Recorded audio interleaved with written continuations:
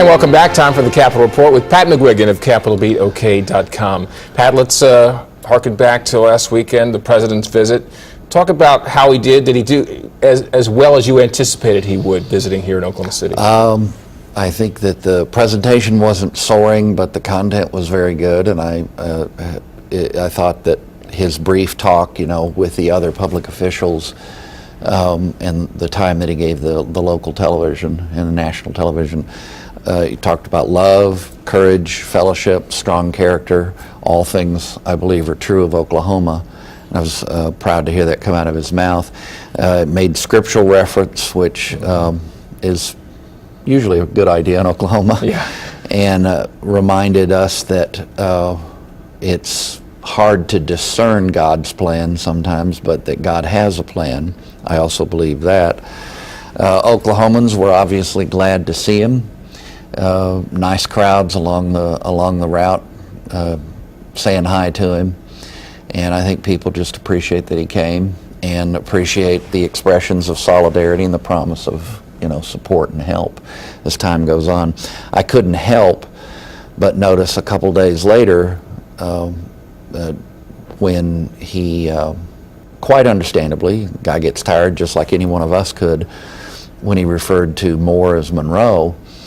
And on most of the national media, that was about a 1.5 hour story. And they just went on. But I was in Washington when Dan Quayle misspelled the word potato. He actually spelled it correctly, but the archaic, ancient 18th century spelling. And it was just unbelievable what a story was made out of that by the National Press Corps for a long time. And I just think that, people are human, humans are humans, whether it's Dan Quayle or Barack Obama. So I did notice that after he'd left here. But while he was on the ground, the time that he spent, I appreciate what he had to say. The end of the legislative session sort of got downplayed because it got swamped in tornado news. But talk about the end of session there. How are the key players assessing the year's work? Well, I haven't talked to Senator Bingman yet. One of the things that happened at the end of the session was it just kind of ended. We got a little bit of time, we in the press corps got a little bit of time with Governor Fallin, but no time with either Speaker Shannon or Senator Bingman. So I don't know Senator Bingman's full, snapshot, or if you will, of the session. Now, the governor gave the session an A. She was very positive and upbeat, and she put a lot of stress on the tornado response, and I think there's a really good chance that this session will be remembered primarily for the tornado response in those closing days. Could be wrong on that, but I think even 10 years from now, that's what we'll remember. Now, Speaker Shannon said A-, B+, gave it a pretty good grade. Well, McGuigan, I'm a bit contrarian. I'd give it a C+.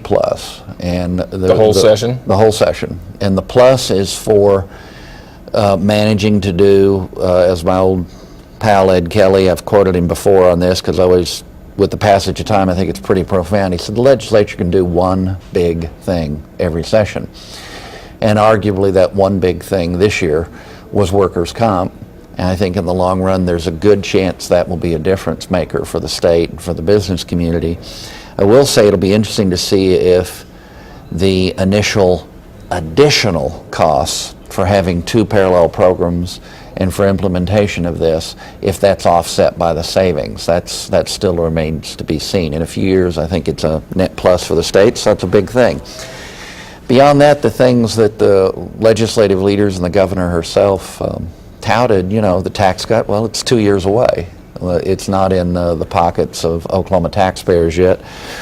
The infrastructure program paid for with cash flow rather than a bond is conceivably a real strong positive in the long run, because we'll get the Capitol repaired and then do other things without bonded indebtedness. So we'll see how that plays out. Beyond that, for Pat McGuigan, I'm not a closet liberal, but the death of Insure Oklahoma is a real blow to the working poor. Both of those words are important. Working poor. Right.